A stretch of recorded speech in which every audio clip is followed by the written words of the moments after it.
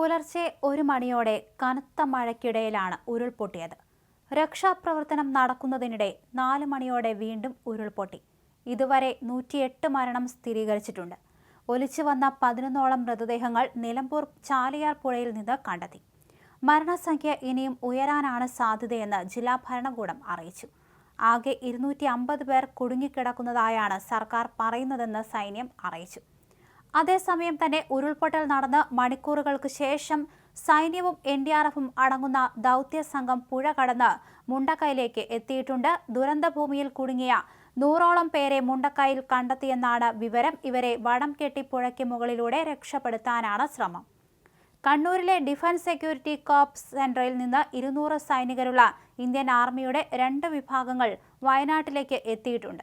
കണ്ണൂരിലെ സൈനിക ആശുപത്രിയിൽ നിന്നുള്ള മെഡിക്കൽ സംഘവും കോഴിക്കോട് നിന്നുള്ള ടെറിട്ടോറിയൽ ആർമിയുടെ സേനയെയും വയനാട്ടിലേക്ക് വിന്യസിച്ചിട്ടുണ്ടെന്ന് സൈനിക വൃത്തങ്ങൾ അറിയിച്ചു. ഉരുൾപൊട്ടലിൽ കുടുങ്ങിയ 250ഓളം പേരെ രക്ഷപ്പെടുത്തുന്നതിനായി സംസ്ഥാന സർക്കാരിന്റെ അഭ്യർത്ഥന പ്രകാരമാണ് സൈനിക വിന്യാസമെന്നും കേന്ദ്ര സർക്കാർ അറിയിച്ചു.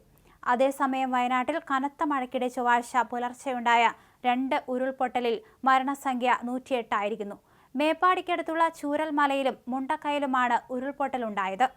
ചൂരൽമലയിൽ നിരവധി വീടുകൾ തകരുകയും ഒലിച്ചുപോവുകയും ചെയ്തിട്ടുണ്ട്.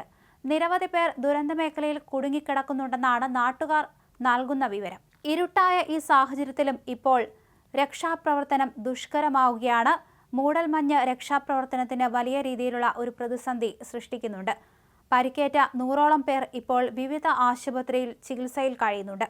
ഇവിടെ നിന്ന് മുണ്ടക്കൈയിലേക്കുള്ള പാലം തകർന്നതിനാൽ മണിക്കൂറുകൾ വൈകിയാണ് രക്ഷാപ്രവർത്തകർക്ക് അപകട സ്ഥലത്തേക്ക് എത്താൻ സാധിച്ചത്.